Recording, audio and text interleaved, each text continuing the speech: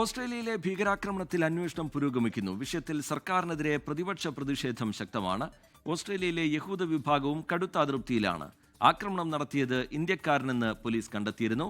സിഡ്നിയിൽ നിന്ന് ഷാജു ഫ്രാൻസിസ് തയ്യാറാക്കിയ റിപ്പോർട്ടിലേക്ക്. ഓസ്ട്രേലിയയിലെ സിഡ്നിക്കടുത്തുള്ള ബോണ്ടായി ബീച്ചിൽ കഴിഞ്ഞ ഞായറാഴ്ച നടന്ന തീവ്രവാദി ആക്രമണത്തിൻ്റെ ഞെട്ടലിൽ നിന്നും രാജ്യം ഇതുവരെ വിമുക്തമായിട്ടില്ല. അന്വേഷണങ്ങൾ നടന്നുകൊണ്ടിരിക്കുന്നു. പുതിയ വെളിപ്പെടുത്തലുകൾ വന്നുകൊണ്ടിരിക്കുന്നു. അതിനിടെ തീവ്രവാദി ആക്രമണത്തിൽ കൊല്ലപ്പെട്ട വ്യക്തിയുടെ മരണാനന്തര ചടങ്ങിന് ഇന്ന് രാവിലെ സംബന്ധിക്കാൻ എത്തിയ മുൻ Australian federal treasurer Josh Frydenberg വികാരഭരിതവും കടുത്ത ഭാഷയിലുമാണ് പ്രതികരിച്ചത്. പ്രധാനമന്ത്രി ആന്റണി ആൽബനീസിനെതിരെ അദ്ദേഹം വികാരഭരിതമായ ഭാഷയിൽ ആഞ്ഞടിക്കുകയായിരുന്നു. കഴിഞ്ഞ കുറച്ച് നാളുകളായി യഹൂദർക്കെതിരായി ഒരു പ്രകോപനവും ഇല്ലാതെ നടന്നുവരുന്ന വെറുപ്പിൻ്റെ പ്രവൃത്തികളെ വേണ്ട വിധത്തിൽ കൈകാര്യം ചെയ്തില്ലെന്ന് അദ്ദേഹം കുറ്റപ്പെടുത്തി.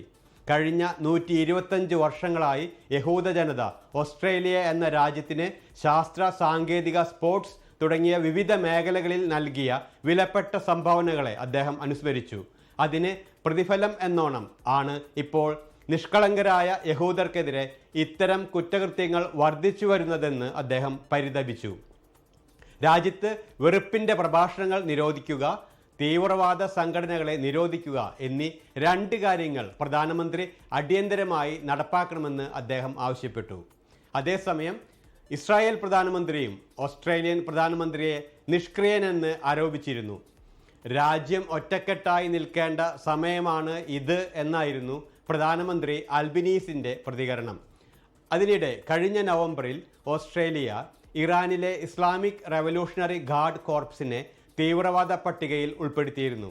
അവരുമായി സഹകരിക്കുകയോ സാമ്പത്തിക സഹായം നൽകുന്നതോ കുറ്റകരമായി പ്രഖ്യാപിച്ചിരുന്നു. ഇതിനെതിരെ ഉടനെ തന്നെ ഇറാൻ രംഗത്തെത്തിയിരുന്നു. ബോണ്ടായി ബീച്ചിലെ ആക്രമണത്തിൽ പങ്കുണ്ടെന്ന് സംശയിക്കുന്ന പാകിസ്ഥാൻ പൗരൻ ആണെന്നാണ് ആദ്യം പുറത്തു വന്നിരുന്ന വിവരങ്ങൾ. എന്നാൽ പിന്നീട് സാജിദ് ഇന്ത്യയിലെ ഹൈദരാബാദിൽ നിന്നും 1998 ഓസ്ട്രേലിയയിലേക്ക് കുടിയേറിയതെന്നാണ് ഇപ്പോൾ വന്നുകൊണ്ടിരിക്കുന്ന വാർത്തകൾ. ഇവർ നവംബർ 1 ഫിലിപ്പൈൻസിലെ തെക്കൻ ദ്വീപ് സമൂഹങ്ങളിലെ തീവ്രവാദി ട്രെയിനിങ് ക്യാമ്പിൽ പങ്കെടുത്ത് മിലിറ്ററി ട്രെയിനിങ് ലഭിച്ചതായാണ് വാർത്തകൾ വരുന്നത്.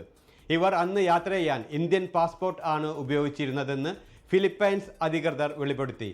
എന്നാൽ മകൻ നവീദ് ഓസ്ട്രേലിയൻ പൗരനാണ്. മതമുണ്ടെങ്കിലും മതമില്ലെങ്കിലും എല്ലാ ജനതകളും സമാധാനത്തിലും സഹവർത്തിത്വത്തിലും അധിവസിക്കുന്ന ഒരു ഓസ്ട്രേലിയ ആണ് തദ്ദേശീയർ സ്വപ്നം കാണുന്നത്. അത് വീണ്ടും വരുമെന്ന് നമുക്ക് പ്രതീക്ഷിക്കാം. ഓസ്ട്രേലിയയിൽ നിന്നും ശ്രീ ഐപ്പ് ചൂണ്ടമണ്ണലിനൊപ്പം ഷാജു ഫ്രാൻസിസ്, 24 ന്യൂസ്, ഓസ്ട്രേലിയ. ഓസ്ട്രേലിയയിലെ ബോണ്ടായി ബീച്ചിലെ ഭീകരാക്രമണത്തിൽ അന്വേഷണം ഒരു ഭാഗത്ത് നടക്കുന്നതിനിടയിൽ തന്നെ സർക്കാരിനെതിരെ അതിരൂക്ഷ വിമർശനവുമായി പ്രതിപക്ഷം രംഗത്തെത്തുന്നുമുണ്ട്.